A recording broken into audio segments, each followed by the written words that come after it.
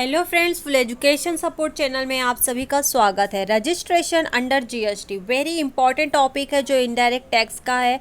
Introduction of goods and service tax. Okay, तो ये MCom semester 4 students के लिए भी है और टीवाई बीकॉम स्टूडेंट्स के लिए भी वेरी इंपॉर्टेंट है। वेरी इंपॉर्टेंट है बोथ ऑफ यू, दोनों स्टूडेंट्स के लिए बहुत ही इंपॉर्टेंट है। तो रजिस्ट्रेशन अंडर जीएसटी के बारे में जो भी चीज़ें मैं बताने वाली हूँ, प्लीज़ मेरी साउंड को याद से एकदम अच्छे से सुनिए। ये जो आवाज़ आ रही है ना, आप लोग को सुनाई दे रही है, ये वेरी इंपॉर्टेंट है। एक एक चीज़ को आपको सुनना है, ओके। और बिकॉज कि ये सुनने वाला ही है और आपको एक एक चीज़ यहाँ पे मैं पढ़ाने वाली हूँ। क्या क्या पढ़ाने वाली हूँ, तो need of registration under tax law, advantage of registration, feature of registration under GST, provision of registration under GST section 22 से लेकर 24, GST identification number and display of RC and GST rule 18। तो ये सारी चीज़ें मैं आपको पढ़ाने वाली हूँ। अब need of registration under GST under tax law, ये आपका पहला वीडियो है, ओके। देन नेक्स्ट वीडियो में एडवांटेज ऑफ रजिस्ट्रेशन होगा। थर्ड वीडियो में feature of registration under GST. Fourth video में provision of registration under GST, GST identification etcetera. ऐसी बहुत सारी चीज़ें हैं जो एक एक वीडियो में मैं आपको प्रोवाइड करने वाली हूँ। डीप में पढ़ाऊंगी, इसलिए वीडियो को एंड तक सुनना, ओके।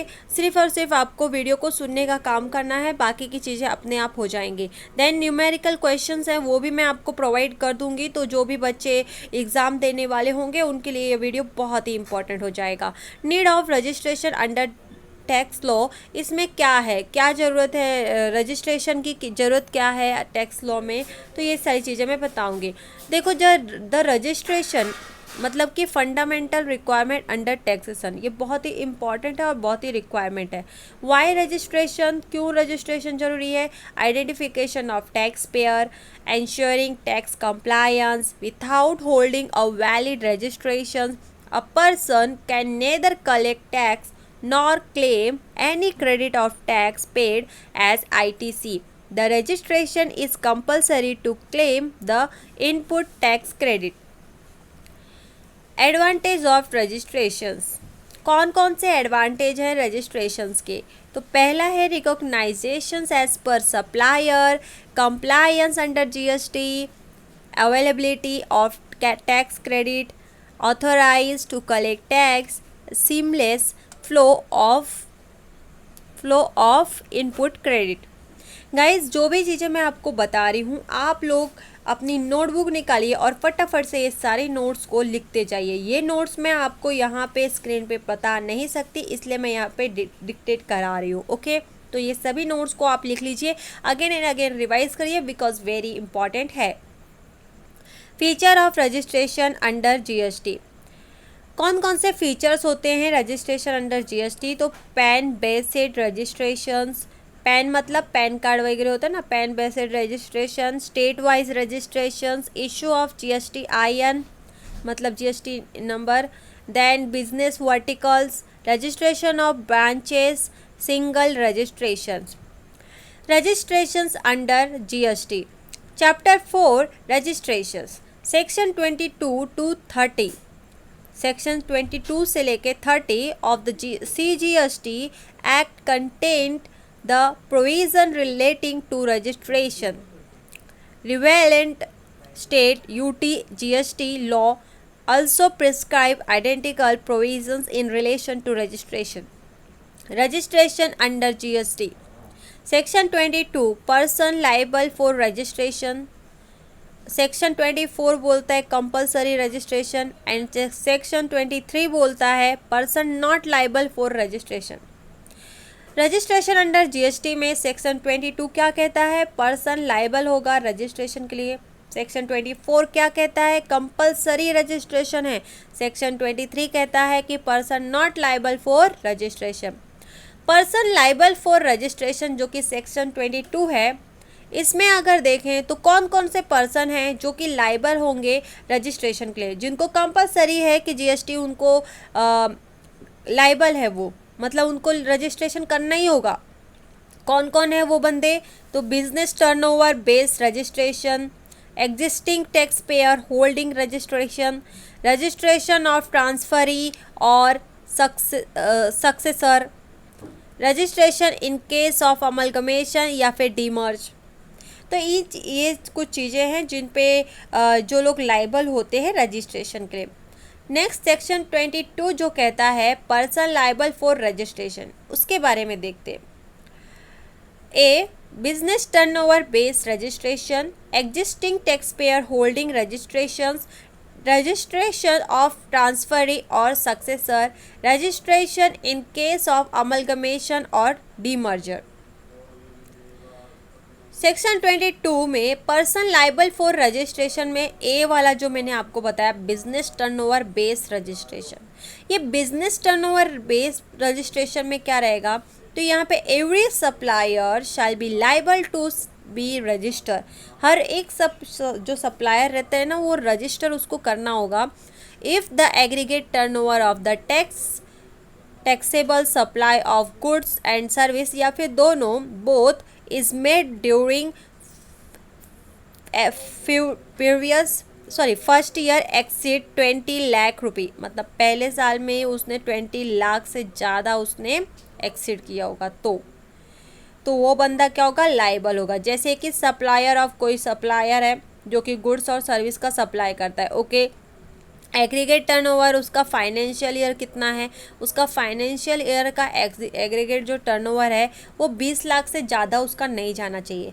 सिंपल सेक्शन 22A में बिजनेस टर्नओवर बेस्ड रजिस्ट्रेशन में क्या कहता है कि 20 लाख से ज़्यादा नहीं होना चाहिए, चाहे आप गुड्स हो या सप्लाई कर रहे हो, चाहे कोई सर्विस दे रहे हो, लेकिन आपका 20 लाख से ज़्यादा एक्सीड नहीं होना चाहिए एग्रीगेट टर्नओवर, कभी कौन से ईयर में, फाइनेंशियल ईयर में, okay.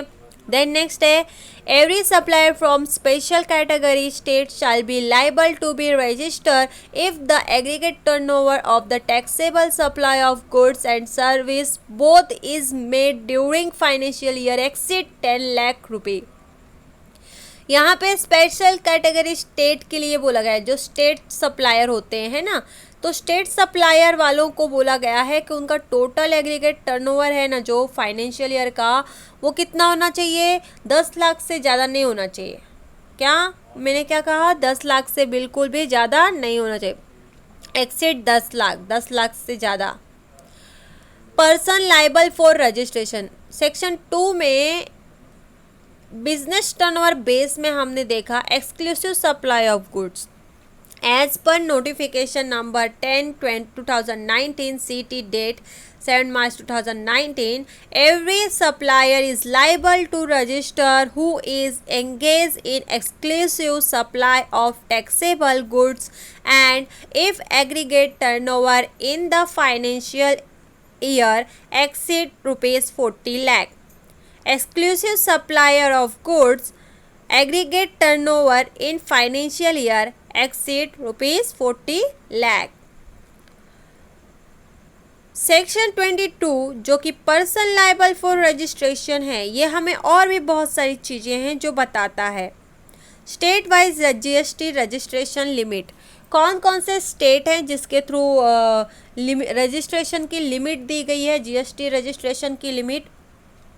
State with threshold limit of ₹10 lakh for both goods and service, कौन कौन से हैं, तो मणिपुर, मिजोरम, नागालैंड, त्रिपुरा, इनका 10 लाख है। कितना है, 10 लाख है, लिमिट दे दी गई है आपकी 10 लाख, स्टेट वाइज लिमिट है, okay. State with threshold limit of 20 lakh for both goods and service, कौन कौन से राज्य हैं, अरुणाचल प्रदेश, मेघालय, सिक्किम, उत्तराखंड, पुडुचेरी एंड तेलंगाना, इनका 20 लाख है। एंड जो नेक्स्ट है उसकी लिमिट दी गई है यहाँ पे state with threshold limit of 20 lakh for service and goods, for service के लिए 20 लाख है और गुड्स के लिए 40 लाख है। Jammu and Kashmir, Assam, Himachal Pradesh, all other state. ये लिमिट आपको याद रखनी है बिकॉज ये लिमिट आपको बहुत काम आएगी फिलिंग द ब्लैंक्स से लेके ट्रू फॉल्स से लेके, और भी जब आप न्यूमेरिकल करोगे तो उसमें भी ये बहुत काम आएंगे। तो याद रखना कि 20 लाख आपको सर्विस के लिए है और 40 लाख गुड्स के लिए। कौन कौन से राज्यों में, Jammu and Kashmir, Assam, Himachal Pradesh and all other state. ये एक लिमिट है कि इतने से इतना ज़्यादा हो गया तो आपको जीएसटी का रजिस्ट्रेशन करना होगा। Okay, then concept of aggregate turnover. अब कंसेप्ट ऑफ एग्रीगेट टर्नओवर की बात कर लेते हैं। तो यहाँ पे as per section 2(6) aggregate turnover means aggregate value of all taxable supplier whether on his own account और behalf of principal computed on all India basis having a same PAN. A person is required to obtain registration with respect the each place of business in India from where a taxable supplier has taken place. However, a supplier is not liable to obtain registration if his aggregate turnover consists exclusively of goods or service or both which are not taxable under GST. यहाँ पे calculation of aggregate turnover जो है वो कैसे calculate करते हैं तो already मैंने आपको बताया हुआ है। आप मेरा प्रीवियस वीडियो देख लीजिए, प्लेलिस्ट में अवेलेबल है, जहाँ पे मैंने बताया था कि taxable intra state supply of goods and service, then आप अमाउंट लिखिए, then taxable inter state supply of goods and service again वही लिखिए, then exempt goods and supply है वो अमाउंट लिखना है, देन नॉन टैक्सेबल हो गया या फिर नील रिलेटेड गुड्स एंड सर्विस वो लिखना है, एक्सपोर्टेड ऑफ गुड्स सर्विस हो गया, supply of goods after completion of job work या फिर रजिस्ट्रेशन जॉब वर्कर वो सब लिखना है। देन लेस कौन कौन से अमाउंट करना है तो inward supply of reserve charge mechanism RCM जो होता है उसे आपको लेस करना होता है। Then tax and cases under GST वो लेस होगा। ये सब लेस करने के बाद आपको टोटल एग्रीगेट टर्नओवर आ जाता है। तो ये मैंने ऑलरेडी आपको बताया हुआ है तो वो करने की ज़रूरत नहीं है। नेक्स्ट आगे बढ़ते हैं, जो सेक्शन 23 है, person not liable for registration. कौन कौन से बंदे होते हैं जो लाइबल नहीं है रजिस्ट्रेशन के लिए, जिनको लाइबल नहीं है तो एग्रीगेट जो टर्नओवर है तो लेस देन 40 लाख, 20 लाख और 10 लाख जो है, person falling below threshold exemption limit, जो बंदे इनके मतलब इनका जो इनकम है ना इससे कम है वो बंदे लाइबल बिल्कुल भी नहीं है। Nil rated exempt supplier, non taxable non GST supply, person notify by the government, agriculturist मतलब एक किसान हो गया, एक वकील हो गया, ऐसे ये लोग हैं ना, ये लोग बिल्कुल भी लाइबल नहीं है, मतलब इनको जीएसटी रजिस्ट्रेशन करने की ज़रूरत नहीं। कंपलसरी रजिस्ट्रेशन कि कौन, सेक्शन 24 बोलता है कि कंपलसरी रजिस्ट्रेशन है। कौन कौन से बंदे हैं जिनको कंपलसरी है, anyone who carry inter state supply of goods, second है कैजुअल टैक्सेबल पर्सन, थर्ड है non resident taxable person, agent of a supplier, those paying tax under the reverse charge mechanism, input service distributor, e commerce operator और aggregator. तो ये सारे लोग क्या हैं यहाँ पे ये सभी लोग क्या हैं, कंपलसरी है रजिस्ट्रेशन के लिए। E commerce seller aggregate need not register if total sale is less than ₹20 lakh, notification number 65 2017, central tax date 15 November 2017, person who supply via e-commerce aggregator। तो ये सारे लोग कंपलसरी रजिस्ट्रेशन है। Person supplying online information and database access and retrieval service from a place outside India to person in India other than registered taxable person. Person who are required to deduct tax under section 51 whether or not separately registered under this act. Input service distributor whether or not separately registered under this act. Such other person or class of person as may be notified by the government on the recommendation of the council.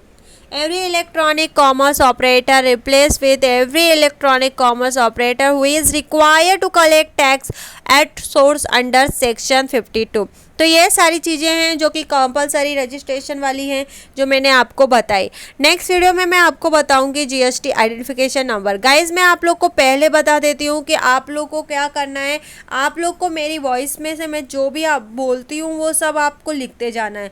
Notes मैं आपको provide कर सकती थी but मुझे permission नहीं है, इसलिए मैं आपको यहाँ पे इस तरीके से डिक्टेट करा रही हूँ। आई होप कि आपको समझ में आया रहेगा। प्लीज़ शेयर करिए ऑल स्टूडेंट तक जितने भी रजिस्ट्रेशन अंडर जीएसटी है। रजिस्ट्रेशन अंडर जीएसटी से रिलेटेड जितने भी चीज़ें होती हैं वो सारी चीज़ें मैंने आपको प्रोवाइड कर दी है, और आइडेंटिफिकेशन नंबर ऑलरेडी प्लेलिस्ट में मैंने सारी चीज़ें बताई है। न्यूमेरिकल मैंने डिक्टेट कराया है कि नहीं, आप मुझे कमेंट जरूर कर दीजिएगा। Thank you so much for watching this video. मिलते हैं नेक्स्ट वीडियो में।